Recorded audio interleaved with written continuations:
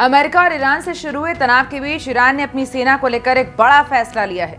जी हां, ईरान एक ही झटके में अपनी सेना के 3 टॉप प्रमुखों को एक झटके में बदल चुका है, जिसको लेकर वैश्विक मंच पर चर्चाओं का बाजार गर्म है और ईरान के इस फैसले से अमेरिका भी हैरान है।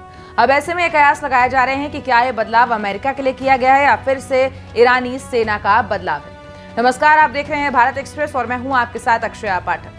अमेरिका से तनाव के बीच ईरान ने अपनी सेना में 3 बड़े बदलाव किए हैं। सेना में यह बदलाव बाहरी हमले को रोकने और जनता से कनेक्शन बनाए रखने के लिए किए गए हैं। जून 2025 के बाद यह तीसरा बड़ा मौका है जब सेना में एक साथ इतने बड़े बदलाव किए गए हैं। जून 2025 में जंग के दौरान ईरान आर्मी के टॉप ऑफिसर्स मारे गए थे। उस वक्त सेना के प्रमुख पदों पर बड़ी नियुक्ति की गई थी। आपको बता दें कि अगस्त सितंबर 2025 में ईरान आर्मी में बड़े बदलाव हुए थे। उस वक्त किले को दुरुस्त करने के लिए सेना में कई उप कमांडर भी बनाए गए थे और अगस्त 2025 में ही अली लारिजानी को ईरान सुरक्षा परिषद का सचिव भी नियुक्त किया गया था। ईरान की एक प्रतिष्ठित मीडिया रिपोर्ट्स की माने तो ईरान की सेना अहमद वाहिदी को उप कमांडर नियुक्त किया गया है। वाहिदी को अमेरिका का कट्टर दुश्मन कहा जाता है।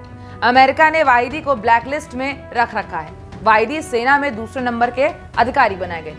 वाहिदी को सेना के ऑपरेशन का जिम्मा भी मिला है।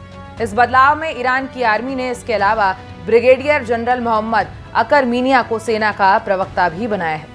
अकर मीनिया सेना का पक्ष जनता में रखेंगे। जनता से कनेक्शन को ठीक करने के लिए अकर मीनिया को प्रवक्ता नियुक्त किया गया है। ईरान की सेना ने अली फदावी को सलाहकार समूह का मुखिया नियुक्त किया है। फदावी ईरानी आर्मी के उप कमांडर भी रह चुके हैं। ईरान में विरोध प्रदर्शन के बीच अमेरिका ने घुसने की धमकी दी।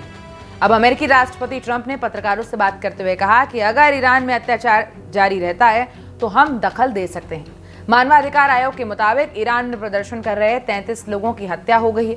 सभी हत्या के लिए सेना को जिम्मेदार ठहराया गया है।